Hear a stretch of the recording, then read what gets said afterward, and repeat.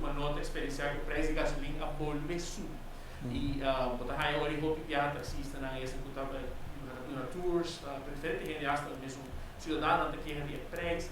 No passado aí de absorver certo porcentagem de preço aqui, algo que quizás o Ministério está evaluando para volver assim, se você for comparar a rua reforma do Corsol atualmente tem uma diferença de 200 para o de preço.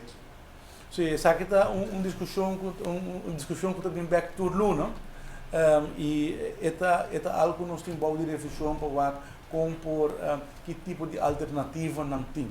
Pero me recorda assim que o ajuste não é se absorver, se papel de absorver a maneira como chegasse no passado, significa que cria um buraco em outro caminho, não?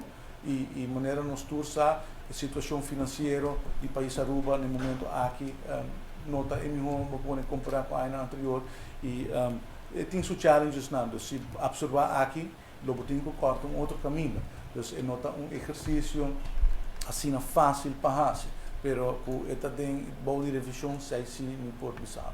Eventualmente também quizás põe motorrechter belasting também de gasolina, algo sempre que quer pensar, aunque seja cai diretamente no imposto, ele não pode afetar o preço também de certa forma. Não, mas quer que se sai vira caso, agora o preço de gasolina sobe, não? Porque agora bota baixinho que agora é parte de placa de número, bota que tem boa gasolina. Então, se aí foi uma outra discussão, agora o gasolina tem outro componente que vai risar a gasolina e tem outra discussão. Então, se aí está algo em verdade para o tempo, está guardado para piar, mas no momento aqui não tem uma decisão riba esse.